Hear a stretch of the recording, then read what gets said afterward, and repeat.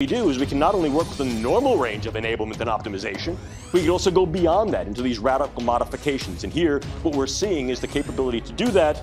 And although we may have some qualms about doing this, please understand that is not classified technology.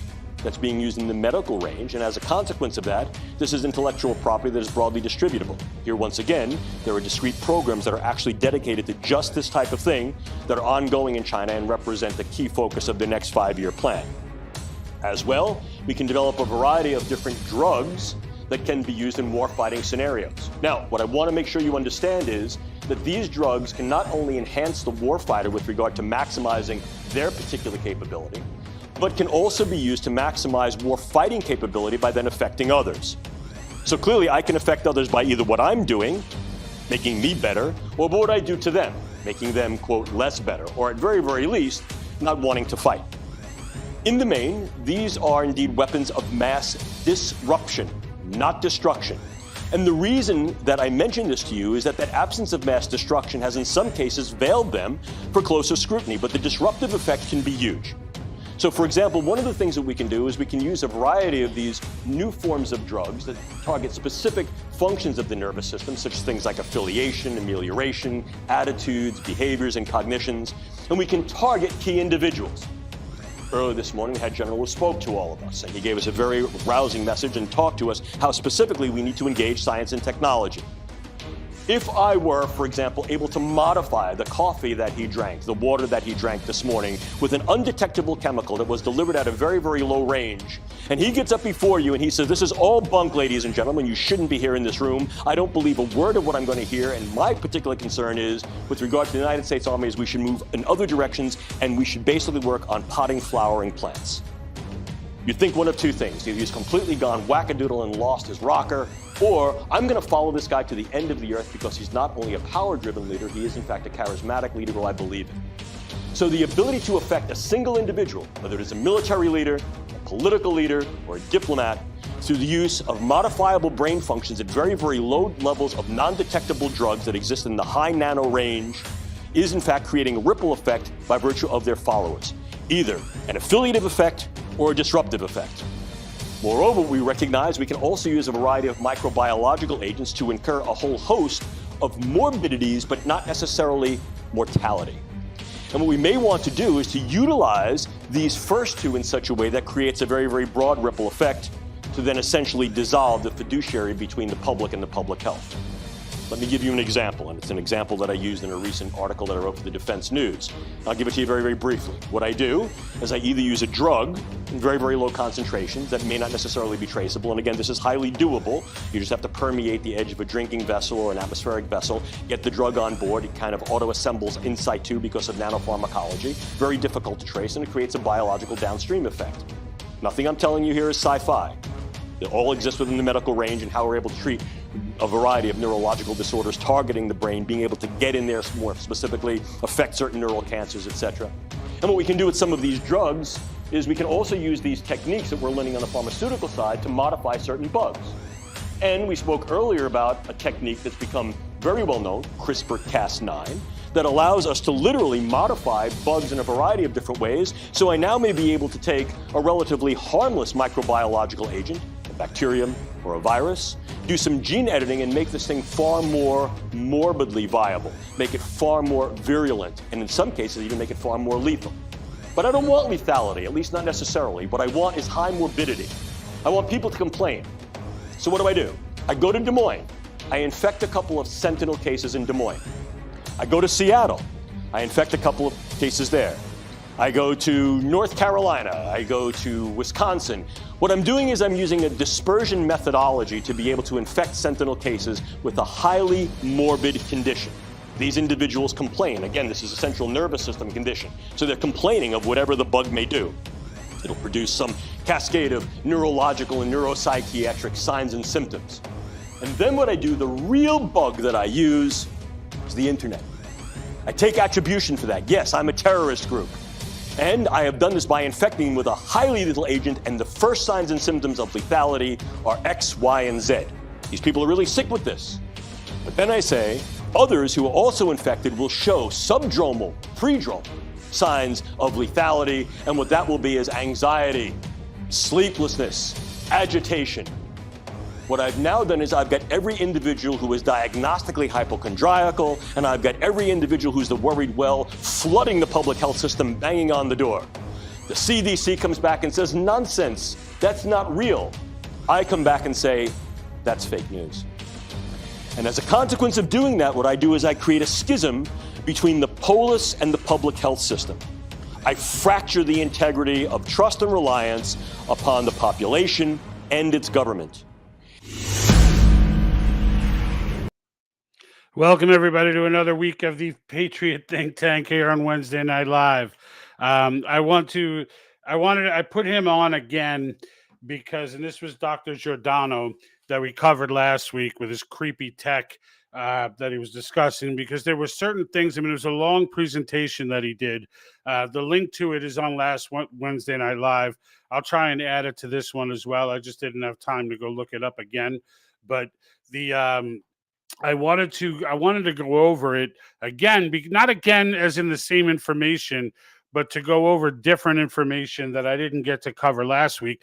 And then I want to talk about Canada. So Canada, if you're not aware, is up at arms right now. The people, there's a million parent march going on all across the country. It's not being heavily reported. It was actually you guys that reached out to me and let me know that it was happening. So for that, I want to say thank you. And I want to, I can't log into my account on my phone right now, but I don't know why they're locking me out of my own account, but nonetheless, how you doing, Norm? Folks, don't forget to comment all throughout. So if you have not followed the channel or subscribed, depending on where you're watching from, we are live on YouTube, Rumble, Facebook, and Twitch, with Facebook being the home base with the 16,000 plus followers. But I am desperately trying to grow the Rumble channel. So, because honestly, like even last week, I put out that information about the COVID deaths and poof, YouTube immediately knocked me out. And I was almost gone for a week, but I won the appeal because it was so simple that it was ridiculous. But nonetheless, I'm trying to grow the Rumble channel for that point, and it's been kind of slow going. So if you do have a moment, just make sure you're clicking follow here, because most people that watch do not subscribe or follow. So I want to try and change that trend and turn that around. But let's get into Giordano real quick. I just want to cover a couple of things because I think it's relevant to the current situation we're in. It was some 7 or 8 years ago that he did that presentation and talked about all this nanotech and how they would use it for mind manipulation, etc. And again, this is not, I mean, he says it multiple times. This is not science fiction. This is already applicable technology. And there's nothing, and again, he's doing a presentation. He's not coming out there saying this is creepy. He's coming out there saying, hey, look what we could do. and last week we covered some of the creepy stuff, like being able to manipulate the minds of specific cultures and be able to target people culture by culture, and to be able, so if you want to get black people, make them more docile, or Asians, you want to get them more angry, or Germans or whatever, by cultural group, they can make you react in certain ways, which was wild. But what this piece that I'm covering is, and I didn't get a chance to get to it last week, but I think it could affect a lot of things. And what he talks about is the ability to manipulate one person to allow that person to manipulate others. And so he gives an example, and I took a clip of it here. I want you guys to hear the example that he gives, where there was a general who was speaking to that same congregation earlier in the day and was giving them his opinion on what he thinks the military structure should be, where he thinks our attention should be, etc. And he goes on to say, if I slipped a Mickey in this guy's coffee and he came out here and told you something, I can make him come out here and tell you something totally different. Listen to how he phrases it.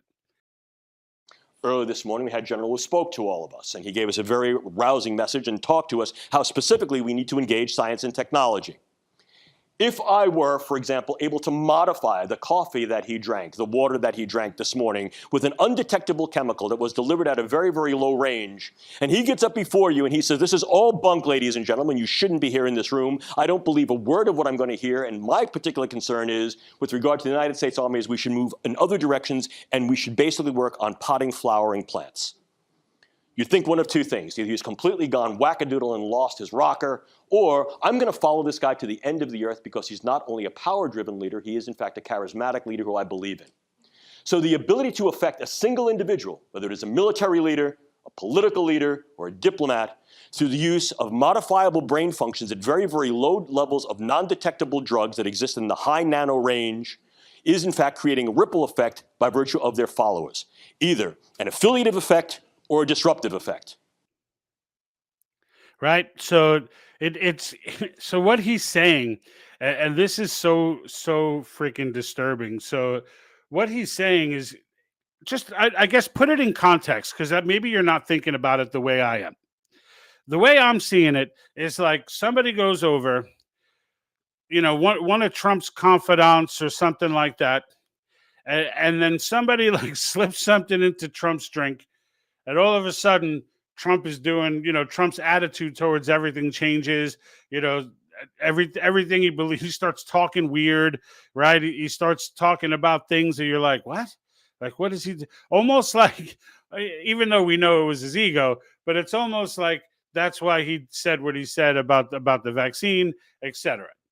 Just imagine that kind of capability. Now, he talks about public disruption later on. He talks about being able to create an illness that, and if you watch the ticker, where I kind of gave that section of what he said in that speech, if you watch the ticker, he talks about like the different ways that they can, I don't know how to say it, the different ways that they can manipulate people, and one of them was to inject, to slip in a pathogen, and to do it in like 3 or 4 different states, and then get on the internet and start whooping it up about this pathogen, about these symptoms, and then people will really start coming down with, like, they really do get sick. It's not like it's a total mind game, like they really are making these people sick, and the goal behind it, okay, is that, so he's taking himself and saying, well, I'm a terrorist and that's why I'm doing this, like to make his example not a little less creepy. And now these people are sick. All of a sudden they start flooding the hospitals and overriding the healthcare system. And now they're screaming out like, well, what's going on? What's going on? And the CDC would then look at it, even if they weren't as untrustworthy as they have now become, even if they wanted to look at it legitimately, they would look at it and say, there's nothing here because it's undetectable, right? Like that. And that's what he's saying. These nanoparticles are undetectable. So they wouldn't be able to see anything. And they would say, no, everyone calm down. It's not real. There's nothing going on.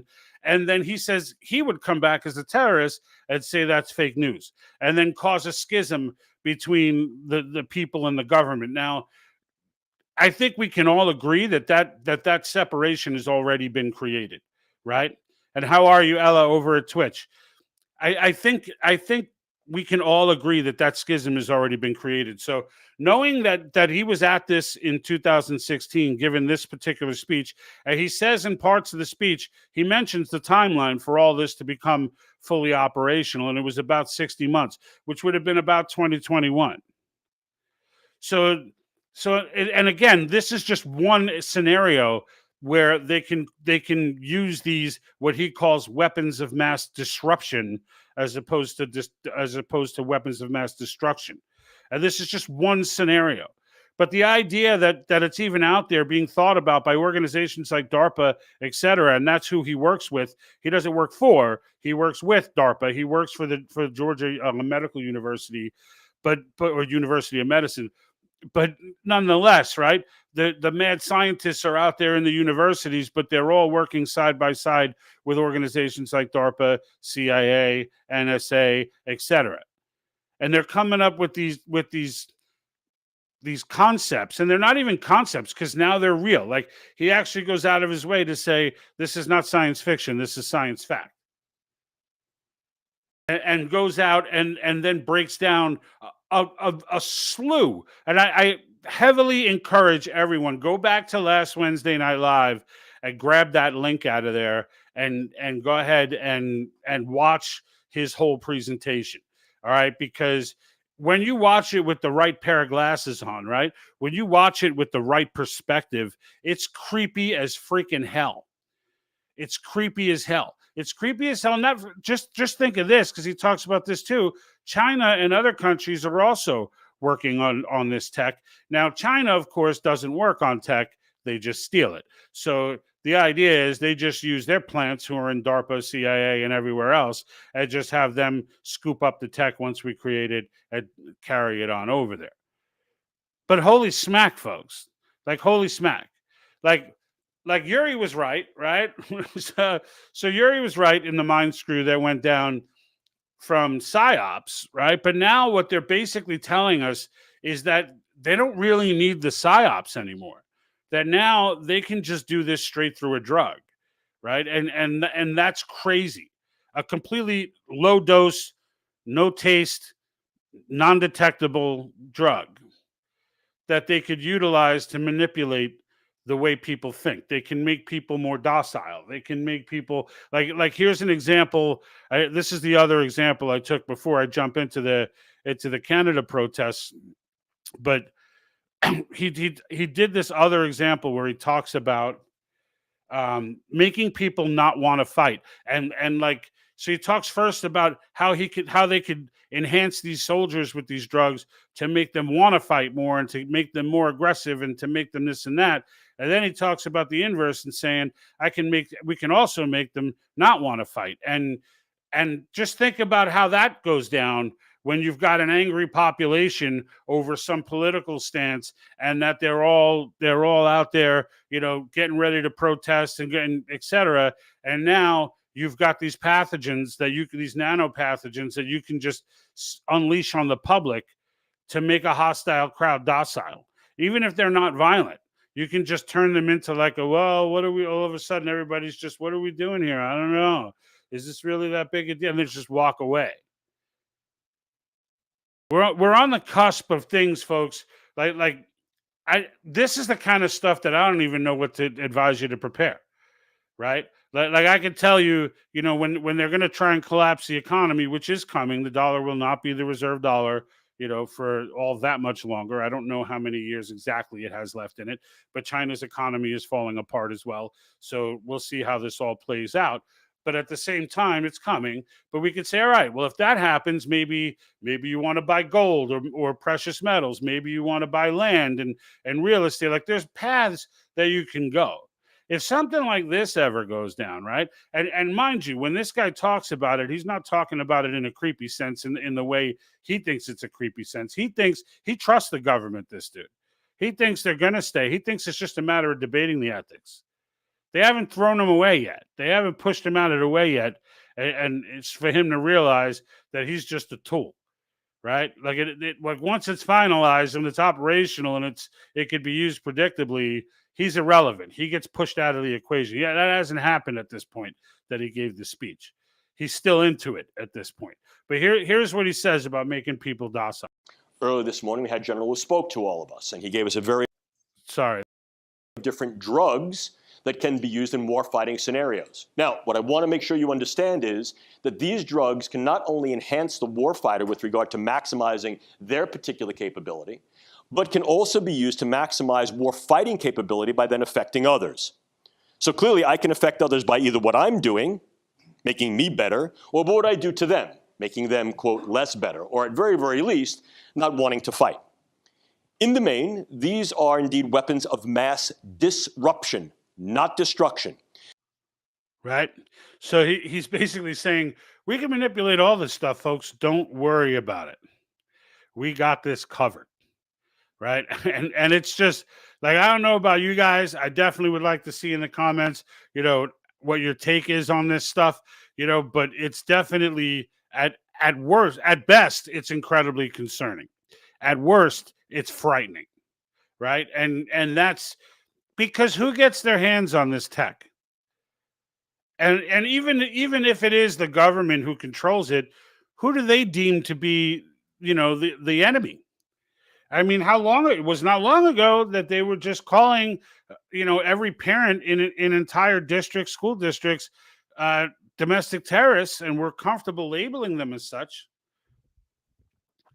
I mean, what happens then, right? What happens then? And on that note, I'm going to carry this over to the Canadian protests. So I don't give me a holler if you were aware that there are Canadian protests going on today in mass, because it's not widely reported. It is reported. I didn't have all day. I was working all day, but I didn't have all day to scoop the news and whatnot. But I could tell you, in the time that I did look, there were not a ton of reports on what's going on.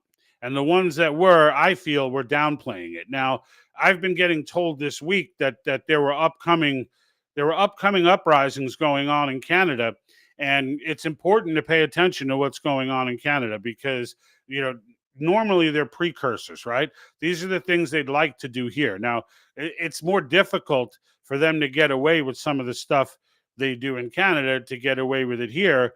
But again, like Australia, this is a precursor, all right, of what they're trying to accomplish. And the parents are uprising for the same reason, really, that we've been uprising.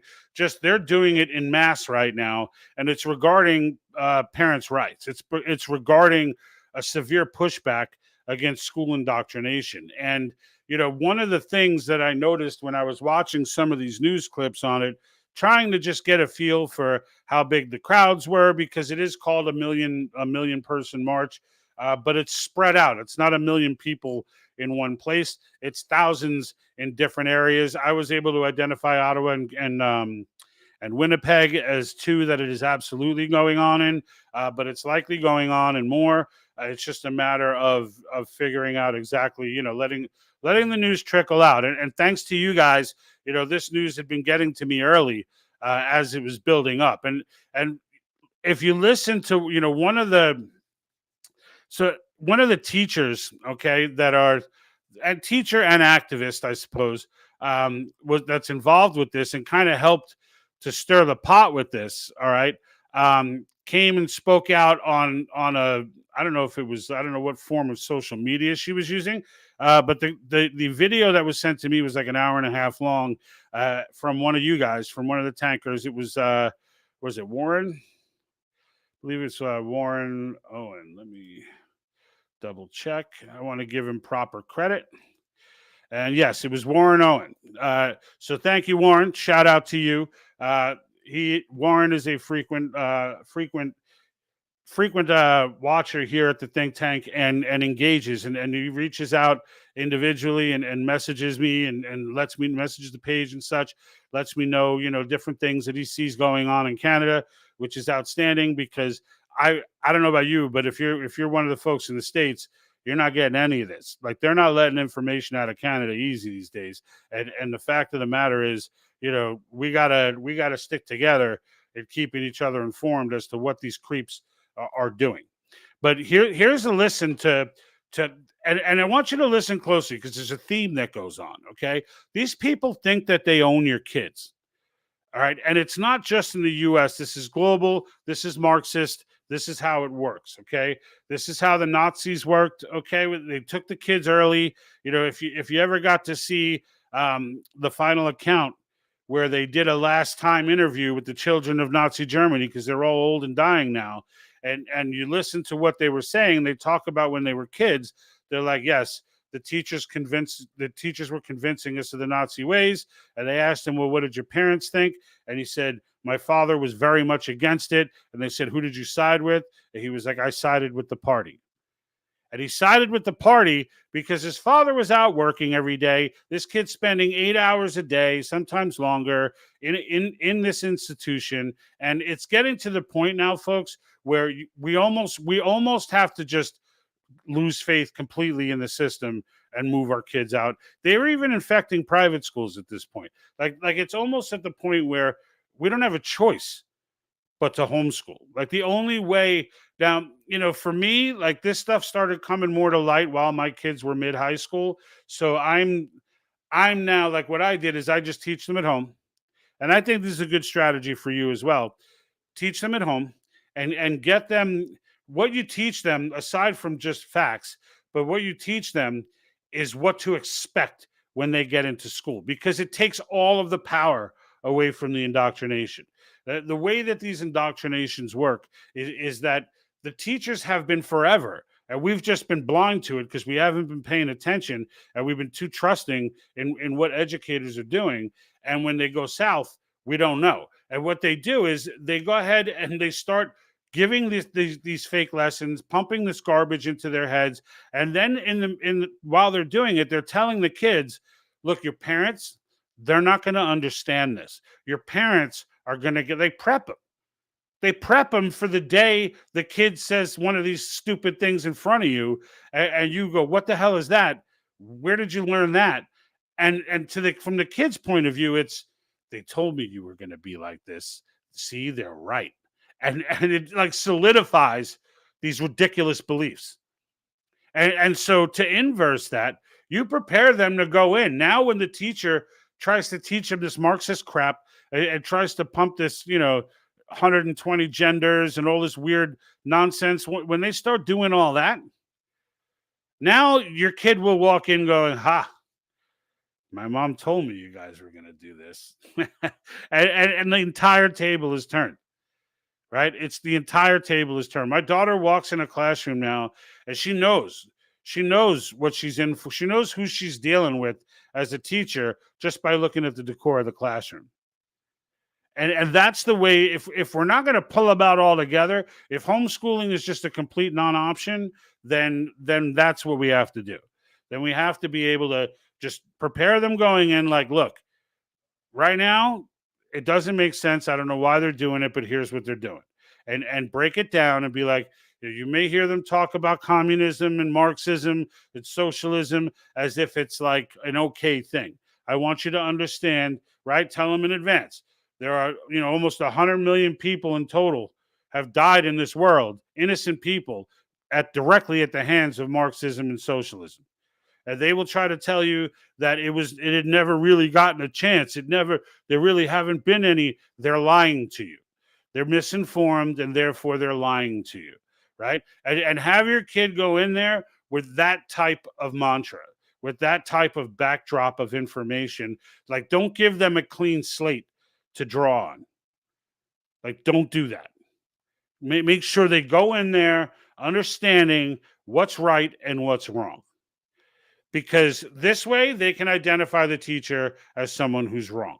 And that totally takes the power away from these freakazoids. So here's an example of a teacher in Canada who is just absolutely distraught with the idea that parents should want to know what's going on with their children, whether or not they change their name to a different gender, or whether they identify as something different.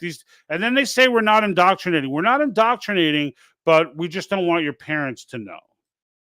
Make this short and sweet. After hearing that now Ontario is coming on board with this absolutely unconstitutional, dehumanizing idea, that there needs to be some sort of full consent, full disclosure of name changes and pronoun use. I really need to say this and say it as loud and clear as I can, that this has nothing to do with parents' voice. This has nothing to do with parents' rights. If your child is afraid to come to you and to tell you that they feel different, that this is how they see themselves, that they want to get your advice because they love you and they see you as a parent and want to tell you what they're feeling inside, that means that your child does not feel safe with you, that your love has not been enough, that maybe the way you speak to other people, the way you comment about people who are in the 2S LGBTQIA plus community, the way you talk about the policies that are being implemented, the people you vote for, these are all examples, and your children are watching. If they do not feel safe in your home, they will not tell you all that they want to tell you. This is what students tell me. And this is why sometimes school can feel like a place where they can be themselves. No one is indoctrinating your kids. No one is forcing your children to change anything, do anything, be anything. You are putting at risk individuals that need a safe place from outright violence. All right, I'm done with her. I'm sorry if you were into that, but I can't listen to that doo-doo anymore. So, couple of things about what this doo-doo says. So, for one, she's now accusing parents, right? You are not providing a safe place for your children because they don't want to confide in you about the feelings they have that we put into their heads. This is it's like the idea that a middle school kid or even a high school kid for that matter is going to be in this place. This many high school kids, right, are going to be in this place where they don't know that we're talking about legitimately about 0.06% of the population. Like if a high school has one person who legitimately was like this and thought about it on their own, then that would be a lot because not every high school would. All right. And the fact of the matter on any given year anyway. And the fact of the matter is they implant this garbage into the kid's head and then they want to hide it from parents. Like here's a general rule of thumb for all educators on this planet at any level for a minor, right? For college would be different. You're kind of on your own in college. Hopefully you raised them right and you gave them a good head. But in high school and under, there's a general rule of thumb. If a teacher is engaging in things that they are afraid to tell the parents, then those are things that should not be engaged in. There is nothing that a teacher should ever do with a child under any circumstances that they cannot tell the parents. That's just ridiculous. And the idea that, and if you want to get into, well, what if they're being abused at home and this and that, different topic. We're talking about sex for middle schoolers. We're talking about a kid deciding to change because they wouldn't know what it was had it not been taught to them. So after teaching it to them and the child and encouraging it, all right, and encouraging it, now your child is confused because they're totally warping this child's brain and friggin' and as a result, they don't want to tell you. And this has gone on, folks, for decades. Smaller levels, they're getting crazier now. There's no doubt about it. But 2020 gave us a peek into the classroom, and that really changed everything. The level of trust, like what it used to be, folks, was, parents would just tell their kids, you listen to your teacher, right? Like it's almost like in the 80s, it was like, you listen to your teacher, don't you embarrass me. Right? Like that's the way parents grew up. That's the way we taught our kids. And that's the way we taught our kids. And as a result, the kids went in there and what did they get? They're getting twisted. They get that teacher, right? It's not every teacher, but they get the twisted ones somewhere along the line. And now they've got this in their head. I better listen to my teacher. My teacher knows best. But their teacher's telling them, you're smarter than your parents. Your parents won't understand this. You don't talk about this with your parents. Followed by some ridiculous lesson that parents would go nuts if they found out about. I mean, this is what we've been dealing with, and 2020 really opened that window where we now. I mean, who remembers going into your kids' like when I was in high school, we had an open house. My mother went to the classrooms. Like she went to each classroom. The teacher I mean, they're slightly different formats from school to school.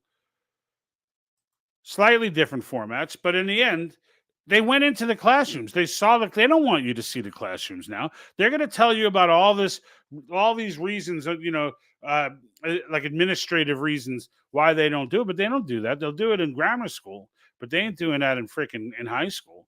Because when parents start walking into classrooms and seeing the whole thing done up in in LGBT, regalia and communist heroes on the wall with their welcome to the party posters with Marx and Stalin and Fidel and Mao all dancing and partying. Welcome to the party. When they start seeing those posters, they'll go ape crap. So they're not invited in. They're not invited into the library to go check out the reading materials that are available for their children. And much of that reading material is not allowed to be taken home.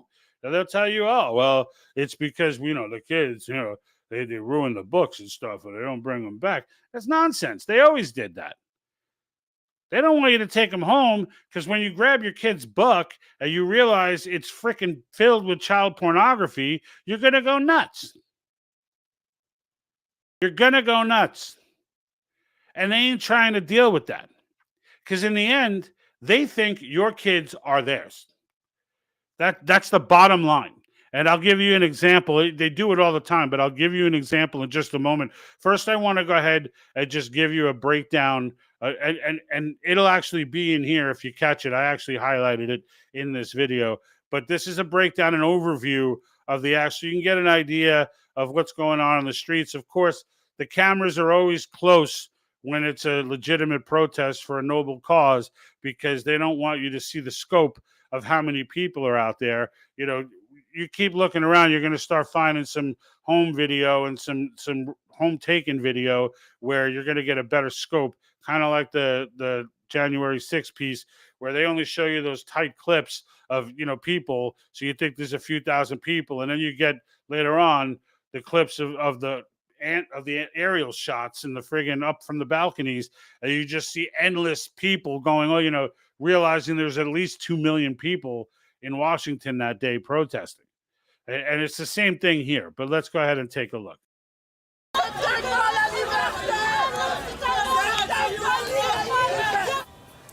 This is one of many demonstrations billed as the 1 Million March for Children, with supporters and opponents of the elimination of sexual orientation and gender identity lessons in schools facing off. In Ottawa, about 1,000 people gathered on Parliament Hill. There, 2 people were arrested for displaying hateful material, while a third was arrested for causing a disturbance. Protests took place in Queen's Park, just across the street from the Ontario legislature. Earlier this morning, groups started gathering on the south lawn of the legislature, but then moved north to this park where the 2 opposing groups essentially clashed. There was a heavy police presence here, keeping the 2 groups apart, but at times there were some heated confrontations with people in their faces, yelling at each other, waving signs, a scuffle or two that police quickly broke up. At the end of the day, we want to have a discussion. We want to establish a dialogue and say, listen, whatever is being taught to our kids, parents have a right to know about that. It shouldn't take the strong arm of the government to have to come in and kind of force these things through. I think it's great that the education minister has made overtures towards that, and I would hope that both sides can get together and recognize that parents should be the final arbiters of what your children are learning in the classroom. We just want our children to be safe, loved, cared for, and if there is a situation where a child is in danger because of their sexuality or because of their gender identity, then it is our job under the Charter of Rights to keep them safe. All right, so I highlighted it, right? So you should have caught it. What she's saying is we want our children. Like, this is the mentality. This is the mentality of the Marxists, okay? That they don't believe that children belong to their parents. It sounds insane. It sounds like, what kind of doo-doo wouldn't think that? But it's true. And you hear them say stuff like this all the time. Biden has said this multiple times. Multiple times. With Hillary, it takes a village. Like they insinuate and then sometimes boldly say it regularly, because they think they know. Their attitude is, what we're teaching, the doctrine that we are indoctrinating them with, is holy. It's 100% true. There are an never-ending amount of genders. All this is not confusion. This is just people being people. This is love. Whatever. Some of them are dubious, but some of them really believe this stuff. As you get further up the chain, it gets more dubious. As you get further up the organization chain, because none of this is organic, right? As you get further up that organization chain, this gets more and more dubious. And you sit and you listen to these people, and it's almost, we're now in a place where there's a segment, and again, this is not a big segment, folks. Like the segment that are on of the opinion that doo-doo lady was, it's not big. It's not big, but the thing is, they're in leadership positions, and they've been taught this way themselves. So these are the adults that never figured it out at the age of 30, right? These are the adults that turn 30, like most people, like most of us, we got all this garbage pumped at us, and then we got a job and realized that was ridiculous, and we moved on with our lives. But but then there's those people who never did. There's those people who really believed it and stuck with it forever. And those people went on to take on the roles of teachers and professors, and they've gotten their position. If they were into acting, they moved up the ranks in Hollywood quickly. If they were into politics, they moved up the sphere of the Democratic Party quickly. Like these are the people that Yuri Bezmenov talks about, and that's why I'm wearing the shirt today. This is available in the store, in my Etsy store.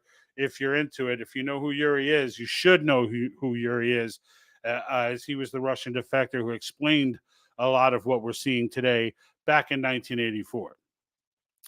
And you can catch his interviews on YouTube. Some of the key ones are on there anyway, where you can get an idea for how mind screwed we've been for virtually all of our lives, for those of us who are alive today. There's a handful of the greatest generation left, right? Or the silent generation, I think they call it too, right? There's a handful of them. But most boomers, certainly the tail end boomers, all of Generation X. Well, the boomer, actually, it's all boomers because the hippies were boomers. And the hippies were the first fully all in indoctrinated success story for the Soviets. They brag about it openly. They brag about it. So if you thought hippies were all about love, peace, and this and that, no, the hippies are a success story for ideological subversion. It's well documented. Again, they brag about it. And Generation X coming right after, we got a little bit less because it didn't become a culture thing for us, right? In the 80s, a lot of us grew up mostly in the 80s. We were born in the 70s, but grew up in the 80s. And in the 80s, there was a lot of pushback to that garbage. That's how Reagan got in. Like, there was a lot of rejection of all that. And people were waiting for this, to hear things like the shining city on a hill, etc. And so Reagan took off for 10 years. But even while Reagan was in there, it's not like the wheels in this machine weren't turning. It's not like the wheels in this machine were not in full motion. Hollywood was still getting, people were still getting moved up the ranks. The media still being taken over. The media was already infiltrated, but it just was getting worse. And now it's, you're at the point now where unless you're a celebrity media person, if you want a job in media, you're going to have to kiss the ring. You're going to have to at least pretend that you're a socialist for the time that you're working there if you're going to collect a paycheck, which is disgusting. But it's not much different in Hollywood, right? How many movies does Kurt Russell do now? Not many. Not many. Why? Because he came out as a conservative. That's why. And they just ain't having it. They just ain't having it. But these parents in Canada are stepping up. And I'm really hoping that the numbers are as big as I think they are, because even when you listen to that news report, they're saying 1,000 people showed up. There's no way that was 1,000 people. There's no way. There's no way. I mean, just in their tight camera shots, I'm seeing what easily is a few hundred people. There's no way 1,000 people. I guarantee you, if there was a panoramic shot of that building in Ottawa, of that park, you would easily see thousands of people. How many?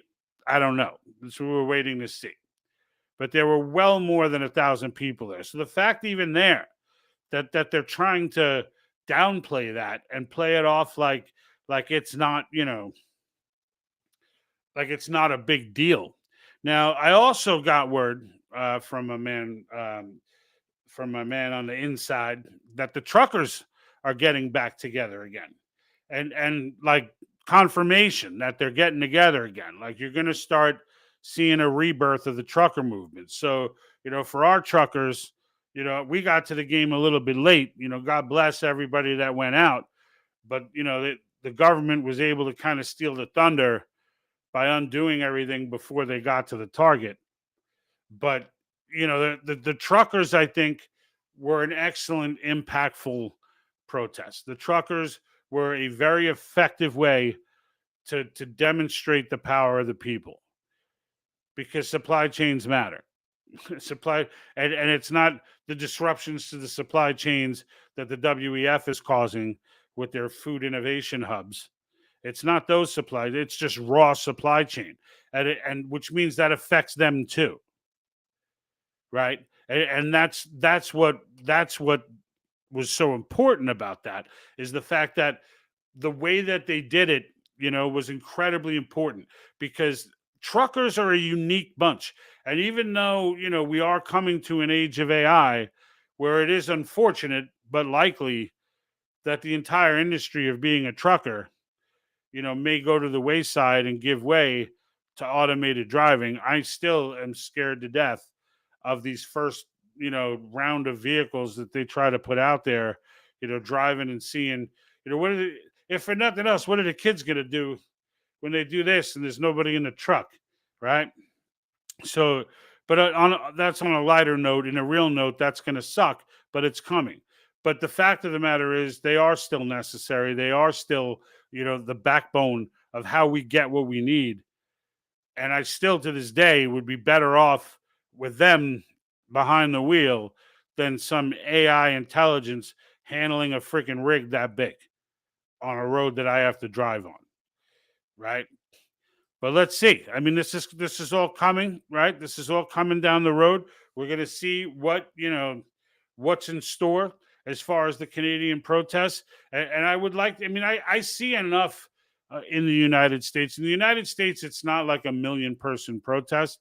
It's more of a individual school board takeover type of deal, because the system's different, right? Like we could just take the school back. If we get active and we do what we got to do, we can just take the school back.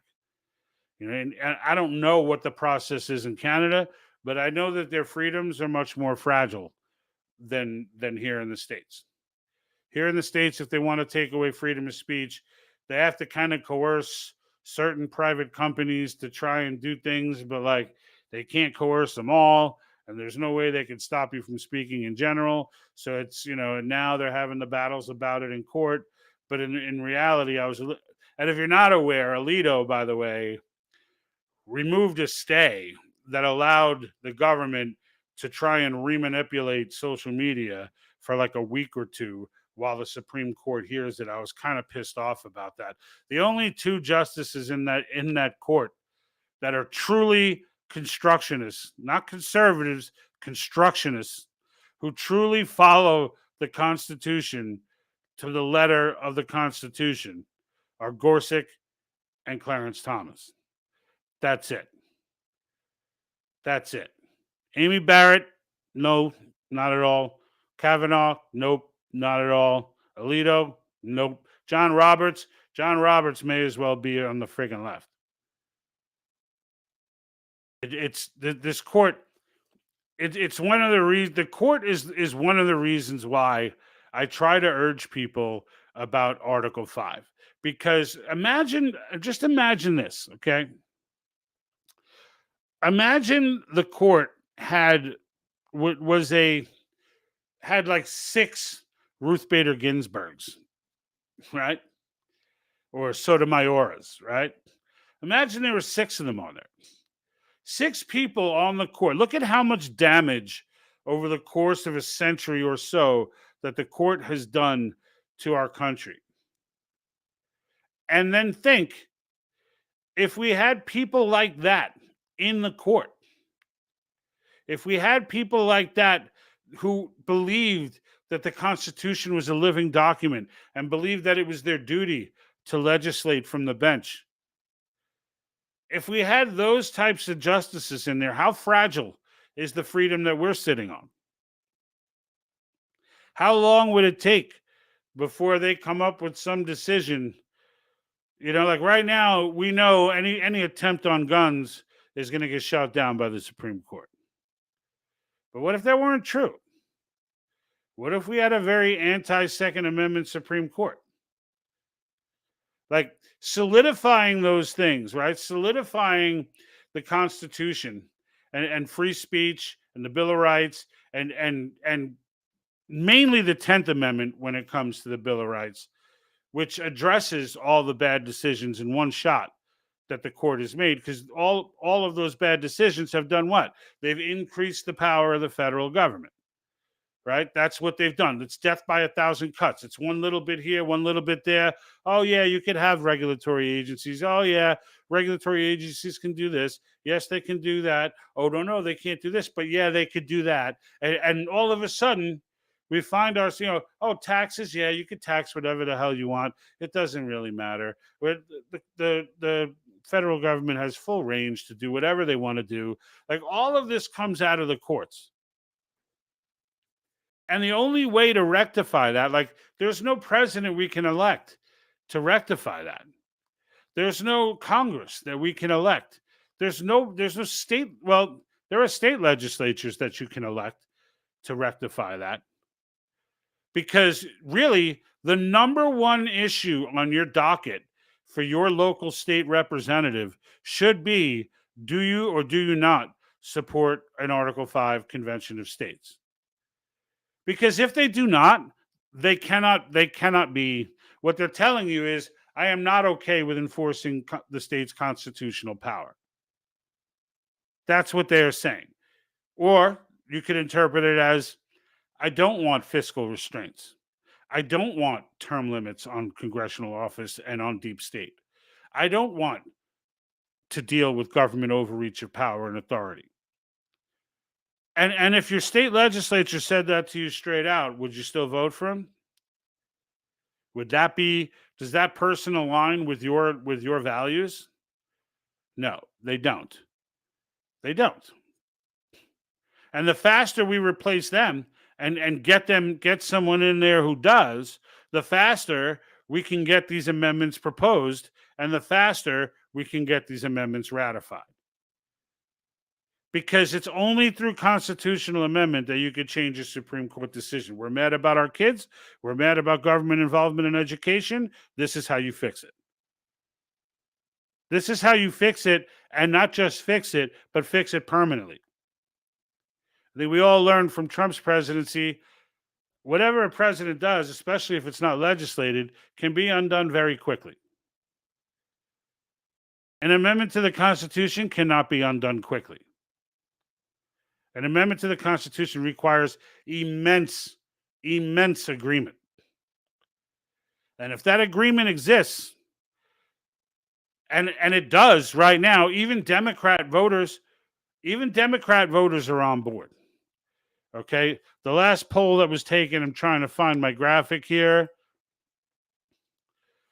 You're looking at, so a couple of ways you can look at this, right? Actually, this isn't even the one that I wanted. This is the one that I wanted. So you're looking at the support, right? Republicans, Democrats, Independents. Obviously, Republicans and Independents are big on it. But look at the Democrats. So forget the 50.2% that support. There's 24.2% that are not sure, which means 74 and change percent are not opposed. That's Democrats, folks. That's Democrats. Like, these are issues that we can all agree on. These are issues that stick with all of us. These are issues that bring about, these are issues that bring about conformity, right? A good type of conformity, because they're things, who doesn't want term limits for Congress and for the deep state? Like, all federal officials is what we're shooting for, right? Who doesn't want that?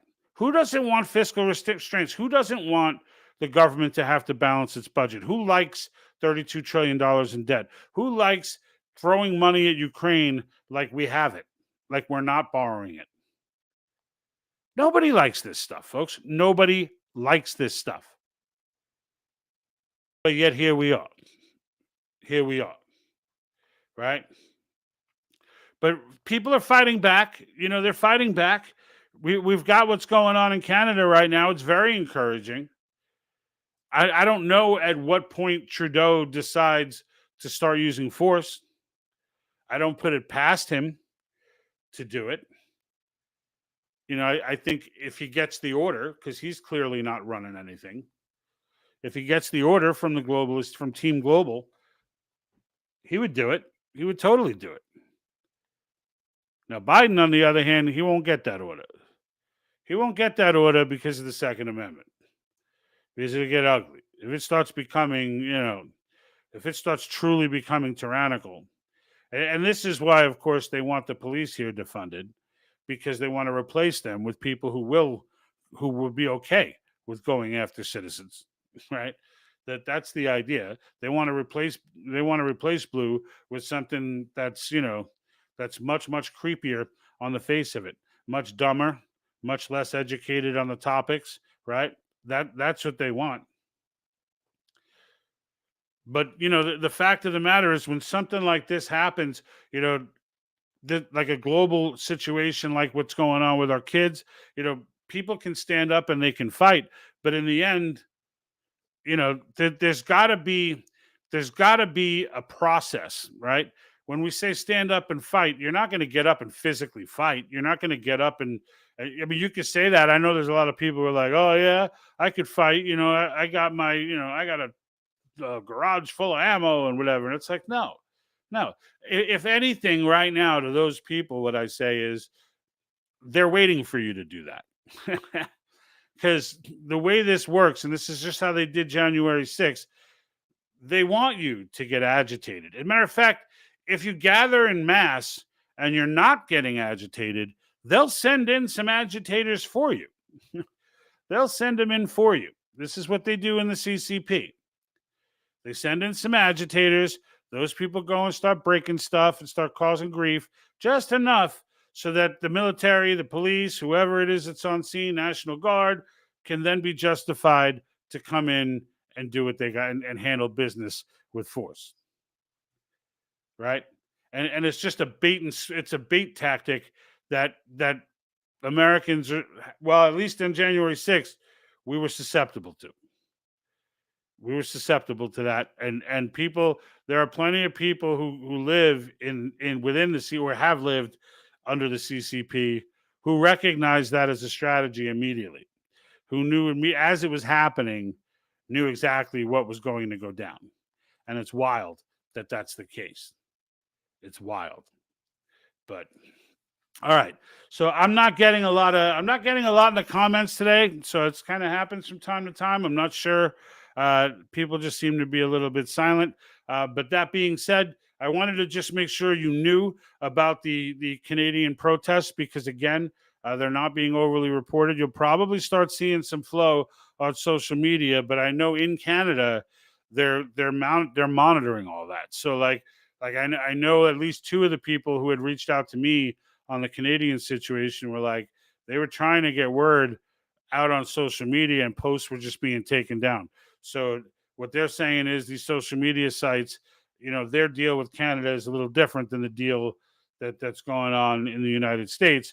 So getting information out of there has not been a piece of cake. So it's something that y'all gotta focus on, maybe use different avenues, right? Rumble is one of them, right? If you haven't subscribed to my Rumble channel, please make sure you make an effort to do that. I do have a YouTube channel as well. You may wonder, why does he never tell anyone to go to his YouTube channel?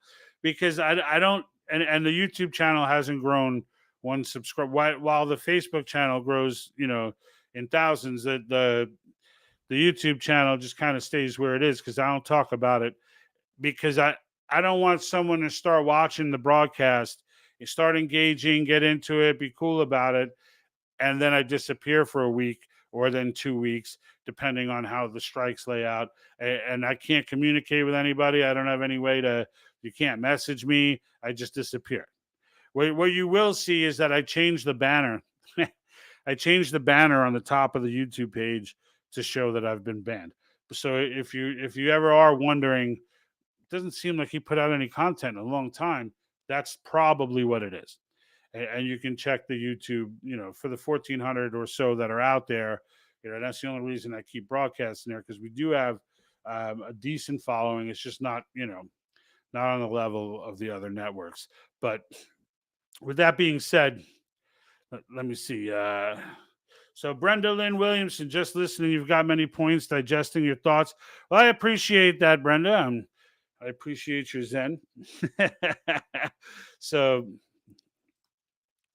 taking on everything. Yeah, there's a lot, right? There's a lot. And that's the thing, right? Like it's there's a lot going on, and there's a lot to digest, and there's a lot for us to really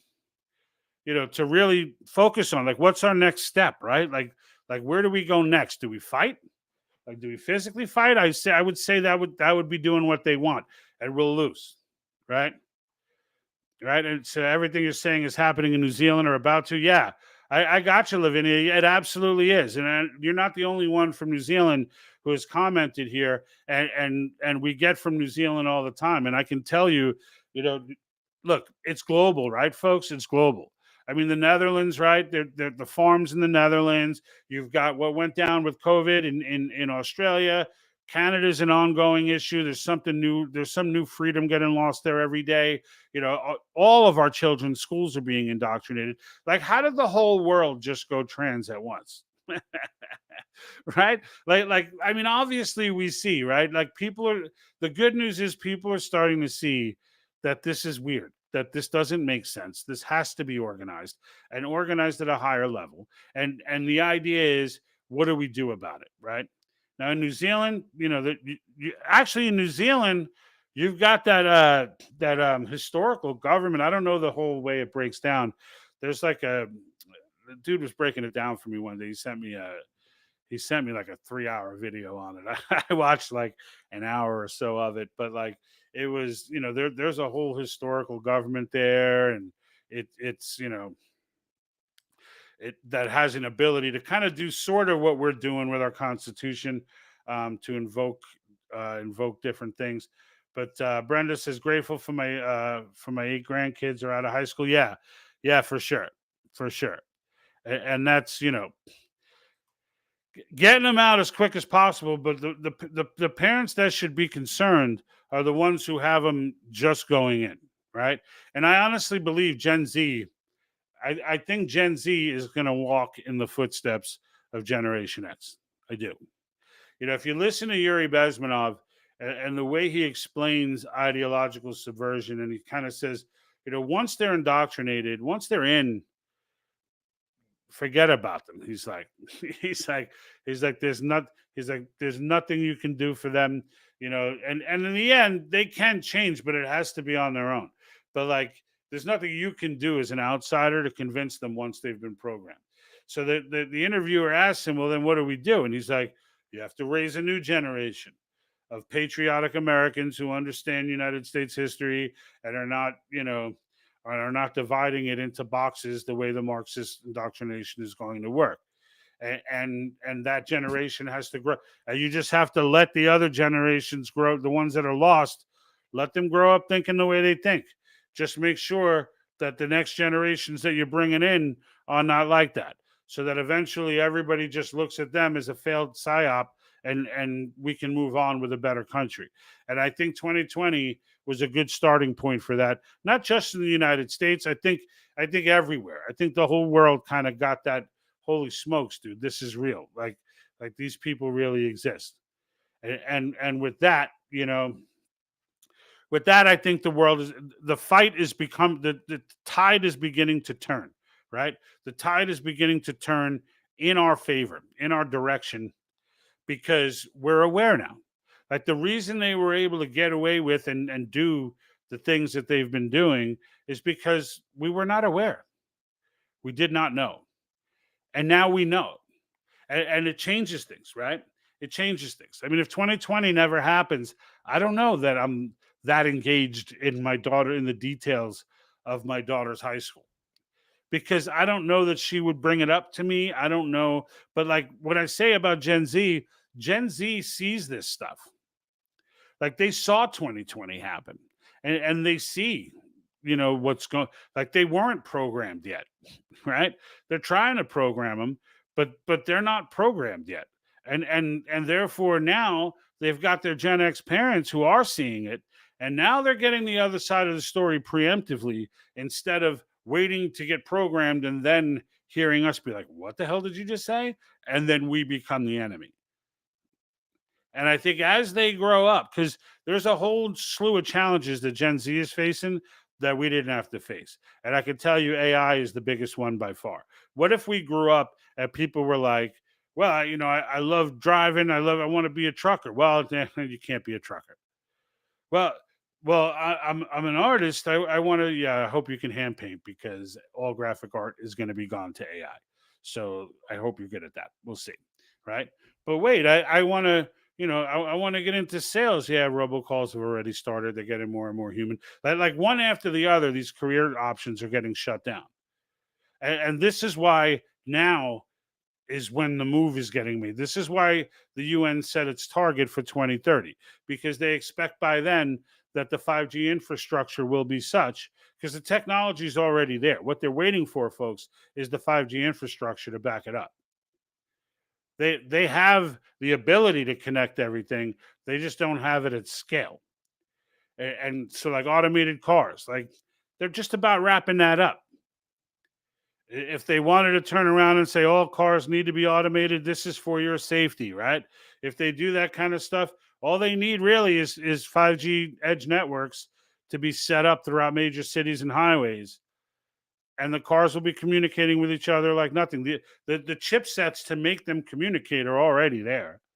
They just don't have the speeds. There's too much latency in the communication. 5G is going to change that. And once that gets deployed everywhere, things are going to be changing rapidly. And as AI advances, it's going to be changing rapidly. And I feel for these kids. I do. For this youngest generation, I feel for them. I mean, they're up against it, trying to get into that workforce when whole career. It's not like an invention that's disruptive like the steam engine. Like this is changing the entire scope. This isn't replacing one industry and we got to worry about that industry's job. This is replacing like every industry at once. And it's nuts. It's just nuts. All right, let me see what we got here in the. So we got our silence. Let this happen. We must speak up more, even when it's not in our nature. That's exactly right to do so because our future is at risk, and our kids, right? Our kids' future is at risk. Even for those of you who have your kids out of high school already, they're just walking into this. So they'll be 28 or 30 when when it hits the fan. I mean, we're stronger in numbers, therefore we must become more actively involved in our community to contact our elected officials often. Our silence sends message that we want this garbage. Yeah, that is a big part of it. The silence does send a message. And one of the things that I try to set up on this channel, and one of the things that I want to hit home with, I try to have at least one portion, so I'm glad you commented on that every episode, is to go over the civics depletion, at least with respect to the United States, that we don't even know how our own country works. Even those of us who love it and want to defend the Constitution dearly, we don't even know how it works. When I talk about our Article 5 to people, and I try to explain to them the more general sense of it, that it's our local legislators that this country was designed to be operated by. We were not designed to have to go to a federal Congress or a president to help us with issues that need to be taken care of locally. These things were all supposed to be handled. The only names that really people should know, like right now, people could tell you who's run, those who are engaged anyway. Some can't tell you anything, but for those who are engaged, they could generally tell you, who their congressman is in the federal government. They might be able to tell you, obviously, who the president is, who's running for president, who the candidates are, what their issues are. But that number drops significantly when you say, who's your district representative? Then people are like, huh? And the reality is Like the founders, that would be the one thing that would make the founders throw up in their mouth. And we watch, all these different conservative networks and different news channels and this and that, and they were all dialed in on the shiny toy, right there. Oh, there, Biden fell down the stairs again. Oh, the Biden corruption scheme. Oh, Hunter Biden's laptop. Oh, this and that. It's like no one's stopping to realize that, like, these are not the most powerful people in the country. And Article 5 tells you that exactly. Like, there's only one entity in this country who, without any say from the federal government whatsoever, can draw up amendments and propose amendments and ratify them to our Constitution. And that's the state legislatures. Why? Because they're local. Because they're the closest to the people. And there was a great point that Rick Santorum brought up at the simulated convention that took place recently. And I have a link to that on the website as well, thepatriotthinktank.com. If you want to go check out the simulation, Cause Action does a great job with that. But he made the point, he was talking to the room, and the room were all of the mock delegates that were there, most of whom were state legislators. And what he said to them was in reference to, the way the nation was designed to be set up. He's like, I used to be a senator. He's like, there was a day where I would have had to be appointed by you. And you gave up that power with the 17th Amendment. You gave it away. Like the founders put that in there for a reason. But you gave it up. So the two greatest powers that you have, one was to be able to appoint senators to the federal government and pull senators, right? And that was the reason that it was that way, is so that when a senator gets in, that the states still have this control over the federal government. So imagine the ability for Utah to be able to just pull Mitt Romney when he started acting all doo-doo, right? Or Liz Cheney, right? When she started going off the rails, just pull her. You just go to your local representative, start the fire, and let that burn through. And the next thing you know, boom, they're gone. And they appoint someone else. And every action that senator takes, they've got to worry that the state legislature is on point with that. That's no longer the case. These people go in there. When's the last time you even heard a senator get up and talk about his state? It's always the nation at large. It's always the nation at large. They don't go up there and they don't care what goes on in their states anymore. They don't care because they don't have to. Right? Because we don't understand how that's supposed to work. So the point he was making is you folks, state legislators in this room, you gave away the first major power you have, and the second one you've never used. And that's Article 5. And that's the calling of a convention of states. And the reason the legislators, a lot of these legislators don't even understand Article 5. They don't even understand it. And I'm not even hating on them for it. They're regular folks. It is what it is. But honestly, these people, it's our job as the people to make sure that they do. It's our job as the people to show up and ask our local representative. And that's the thing. People think they're not accessible. Local representatives are generally accessible. Okay? The People's Republic of California is a little bit tougher. But you can still do it. You can still access them. And in most of our states, it's easy to access them. When I listened to the debates they had in South Carolina, they were talking about the man, because they were trying to get them to pass the resolution for convention of states for years.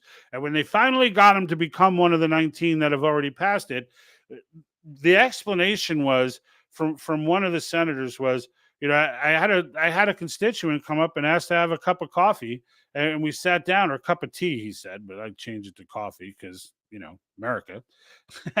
But anyway, they sat down over a drink, and the constituent asked him, he said, what's your position on convention of states? And the representative was like, well, to be honest with you, I've been generally against it. And he's been rallying against it for those years past. And he says, but to be honest, I don't really know that much about it. And what happened is he just got a lot of information thrown at him from the Soros organizations, from John Birch Society, who, yes, are in the same position as the Soros groups in this issue, despite having called their own, wanting to call their own convention when they began. But like he said, I don't really know much about it. The guy was prepared. He said, here, take this information. He goes, and the only thing I want to ask from you and promise me is that you're going to read this and that you're going to really seriously look at this. It's our Constitution. You are my state legislator. You must know the history behind this. And so he kept his word, and he went and he started doing some reading, and he read, Nadelson's book, and he read he just went through whatever. I don't know the exact information that this constituent gave him, but it was one constituent who went to one state legislator over a cup of coffee or tea, and over that conversation, he took that, because now that the guy read it, and this is what always happens, is that once they read it and once they understand the history and they do their reading and they learn, right? Once that happens, they come out in favor of. It's almost 100% hit rate. But my point about it is that one person got him to change. One. Like, actually, here's a clip. Here's a clip from it's not that story, but this, just to make my point. These were different state legislators, but the same concept. You hear it over and over and over again when you see these states that were not passing their resolutions, where you see them finally come over. This is what all of their state legislators sound like. Again, I studied myself from being opposed initially to being supportive, because I saw how significant the framers considered this to rebalance the power between the federal and the state government, and they were very, very committed to balanced political power, not excessive political power. I also came around. I was against the Convention of States, but I have also, after reading and reading and reading, I have become convinced that you're absolutely correct.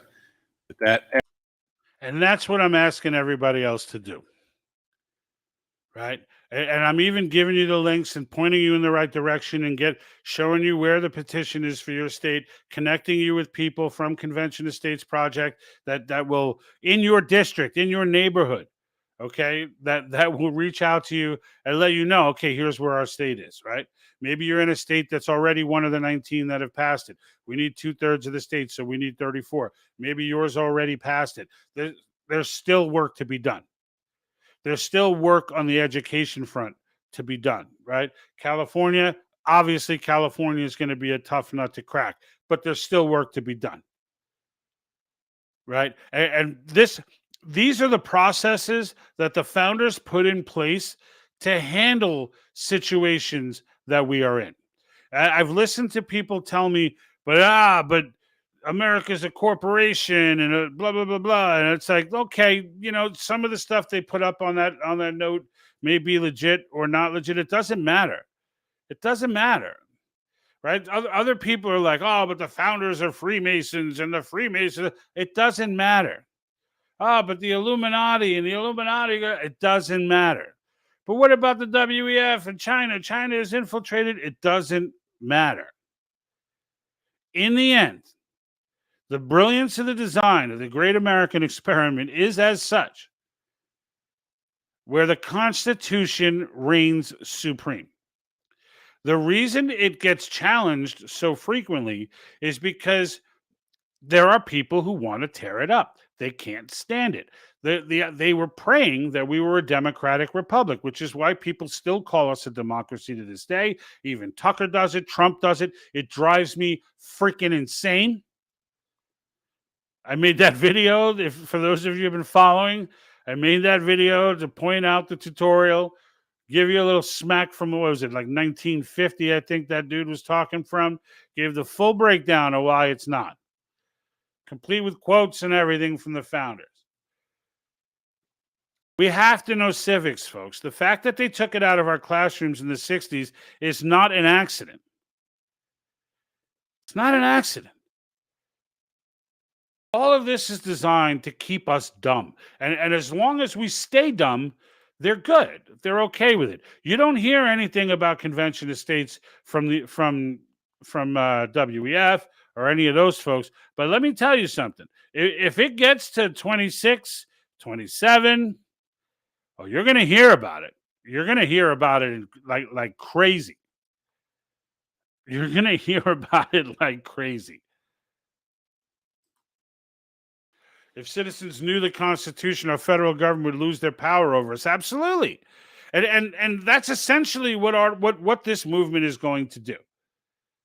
Right? So for those that aren't familiar, it takes 2/3 of the states to call the convention. 19 have already passed resolutions calling for it. The federal government has no say in this process. The only reason the second clause of Article 5 was put in there, and I can go crazy with founder quotes explaining this, but in the end, the reason it was put in there was for one thing: to restrict the power of an out of control federal government. And people can look at the Constitution and say, oh, but the Constitution's not being violated. It's being slowly reinterpreted. There's a difference. And it may be subtle and it may sound stupid, but it's legitimate. Okay? This right here, okay? See that big one? That big one is what the government runs off of. That's a 3,000-page version of the Constitution of the United States that includes every Supreme Court decision ever made. And when you look at what the Supreme Court does, with the exception of Gorsuch and Justice Thomas, Clarence Thomas, they go to precedent. That's what they always do. And it's not even the worst thing to do that. It's just that in the end, like, you get a guy like Gorsuch who gets it. Like when they did the mandates, Gorsuch's opinion, you should go read it. It was brilliant. Because while everyone else's opinion was Congress didn't give OSHA this specific authority to do this and that, Gorsuch's opinion was, I don't care if Congress did give him the authority. Congress doesn't have the authority to give them the authority. Good answer. Green check, ding, ding, ding. That's it. You get to pass go, you collect $200.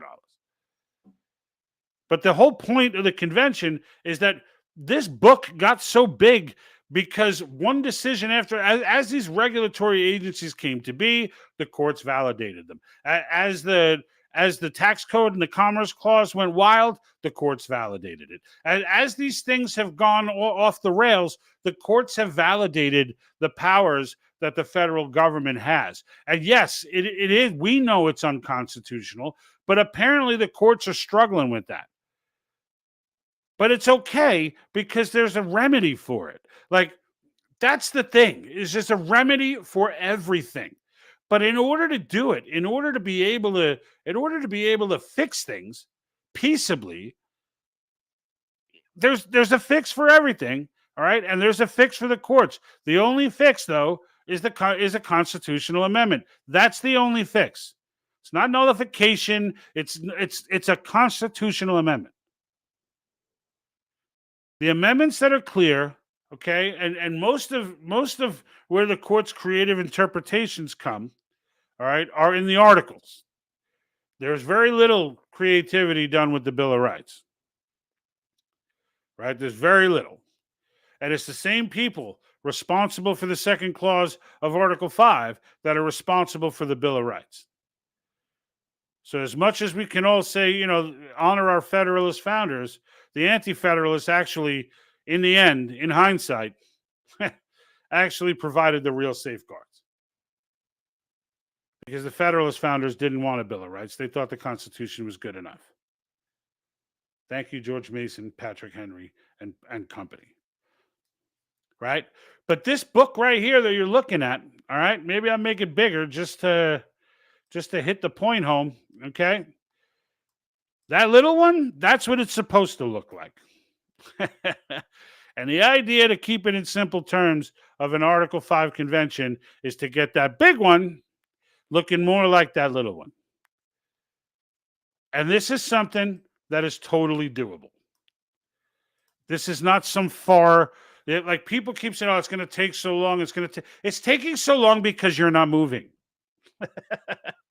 like that's the thing. It's taking so, like, it could go quickly. State legislators, it doesn't take a 1,000,000-man march to influence your district legislation. It doesn't take a 1,000,000-man march.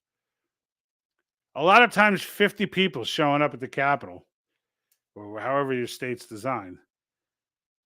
50, 100 people, that's a lot for a district. If that many people showed up, and this is where the organization comes in.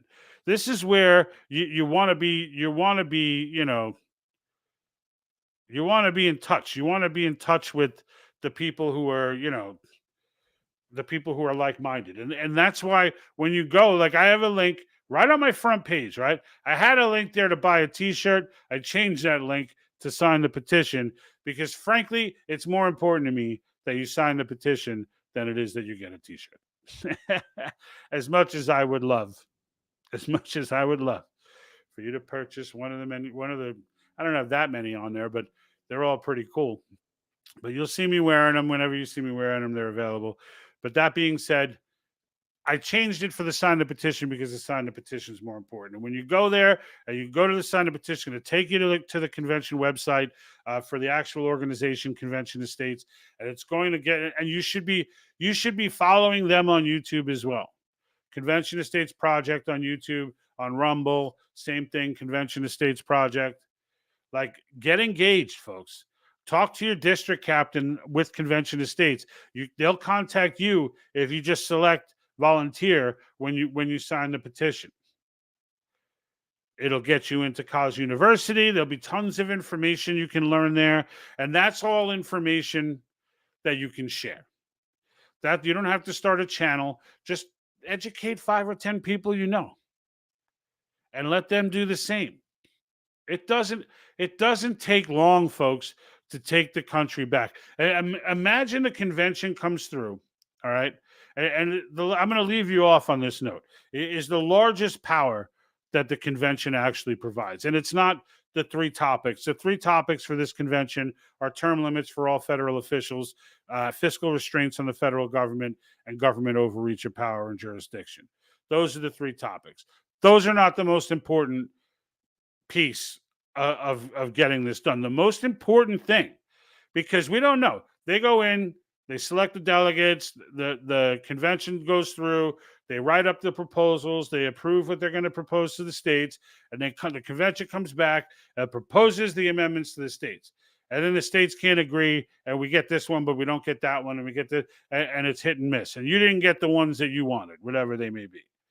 I'm particularly hopeful that the 16th Amendment would be repealed, 16th and 17th. But that being said, though, maybe I don't get those. But the point is, what makes it powerful is just the fact that the process completes. Because from that day on, because this has never been fully accomplished before, we've never actually put this into play before. We never really thought we had to. But now we do, and that's why it's there. This is not something that should be used willy-nilly. However, once it's done, the relationship between the federal government and the American people will forever be changed. Forever. There will, from that day on, from the day the convention convenes, regardless of what application, of what amendments get ratified and what don't, the relationship between the government and us has changed forever. Why? Because now the government has to acknowledge that it's not just that we have this power, because they acknowledge that, but it's that we're willing to use it. And that's a game changer.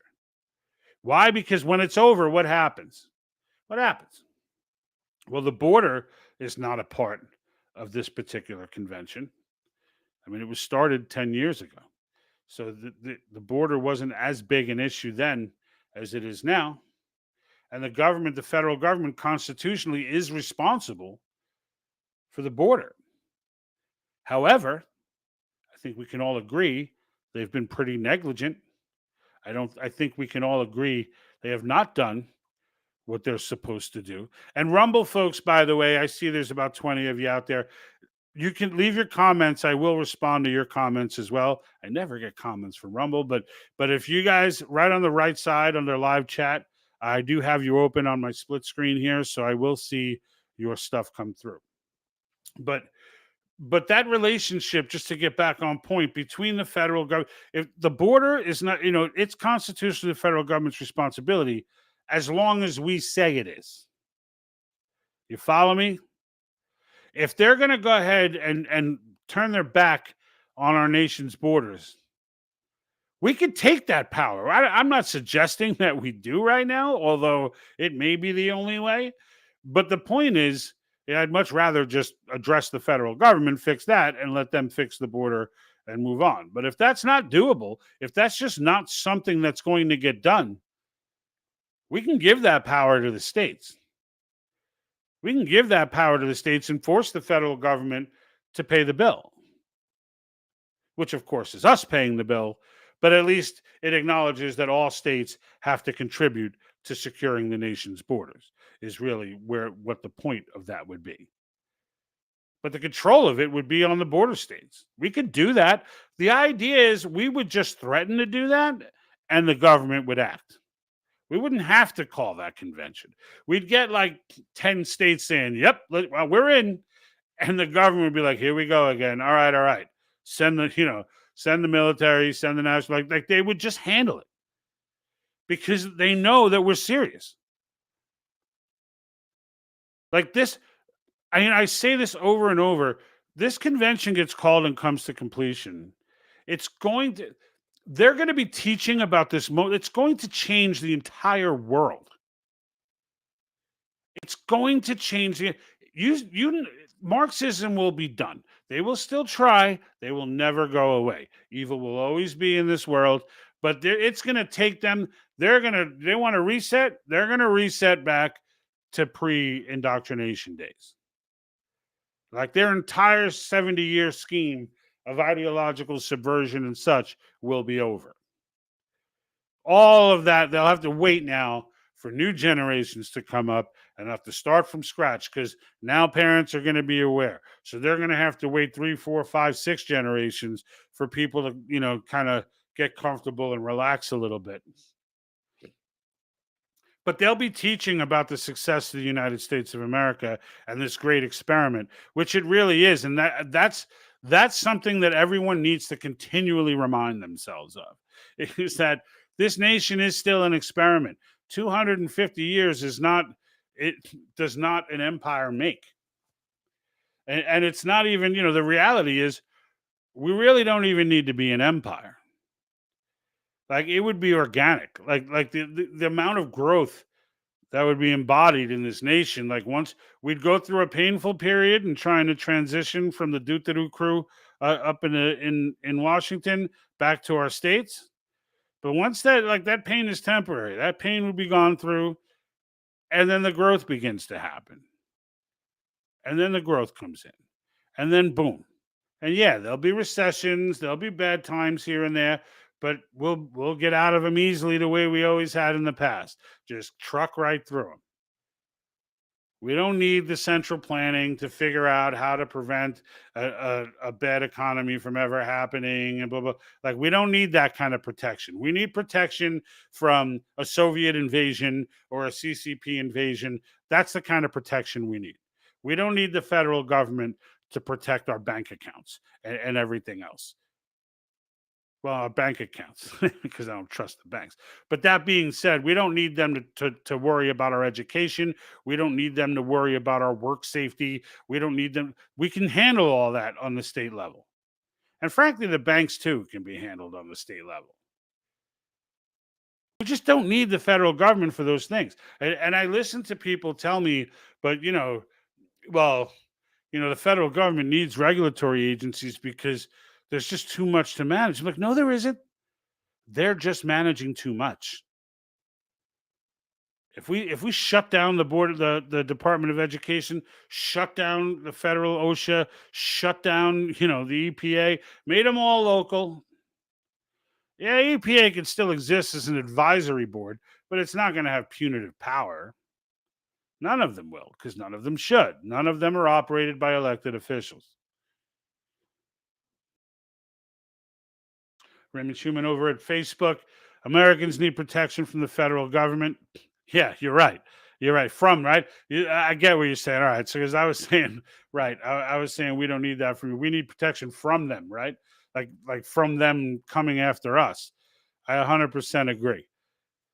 100% agree. And the reality of the matter is, the whole machine just needs to be torn down.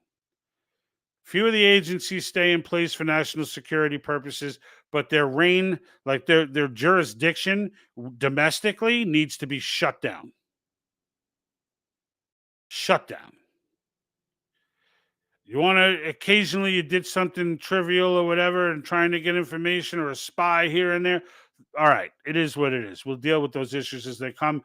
As far as domestically, the NSA should never be dealing with a domestic issue ever. CIA, none of them. We don't need the FBI domestically. We don't need it. But we got a murder charge. Murder's illegal in the states too. Oh, but this is a federal charge. Ooh, so it's a double whammy murder, like double dipping murder? Like, what are you doing?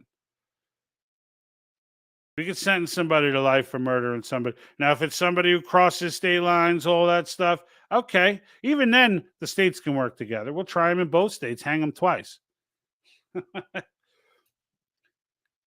I mean, the fact of the matter is the federal government was something that was created and was understood to be feared, and we just lost that fear, and we just started trusting it, and we've gotten to the point where so many people depend on it, and yeah, it's going to be a little withdrawal, pulling away, people's mouths from the government tit, but you know what? Whatever, it's got to happen. It's got to happen. And the way that we leave, like, why would we even be looking at a different way other than Article 5 to do it? I just don't understand why we would even be looking at an alternative, because there is none that would be as sweeping and as effective as a convention. Just get together on our own, lock the federal government out of the room, and come up with decisions on those topics as to what we need to, how long the term limit should be, what fiscal restraints we're going to slap on them, and are we going to repeal the 16th Amendment, and how do we shut these regulatory agencies down and put it back in the hands of elected officials, and let them sit outside pacing the hallways. The federal government, let them sit outside pacing the hallways, wondering what's coming. That's what the relationship between states and they are. The federal government is the child of the states, not the other way around. We have allowed this child to run around the house, play ball in the house. It's broken mama's vase with the ball like 20 times, and nobody's stopping it. It's time for daddy to get home and start laying down the spankings. That's what it's time for. And if the federal government knows those spankings are real, all we have to do is just like parenting, right? We don't even have to lift a hand. We could just look at them. We just look at them the wrong way and be like, look, really? You're going to try that? Really? We're going to go through this again? Oh, no, we're not going to do that. You're like, damn straight, we're not going to do that.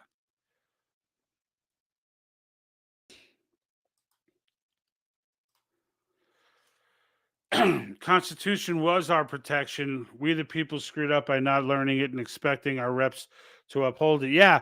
And that's, look, but it's not a screw up that's irreparable. This is what I'm trying to get across to people. Like, it's not like it's so damning that we can never fix this problem. It's freaking easy. It's freaking easy. And I mean, I'm even giving you the start, man. I'm even giving the start.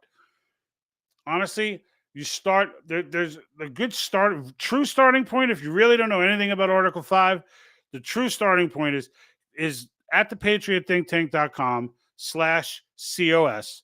All right, which you can get to by just going to the regular website and clicking on cause. But there's a PragerU video there. You can't get more of a starting point than that.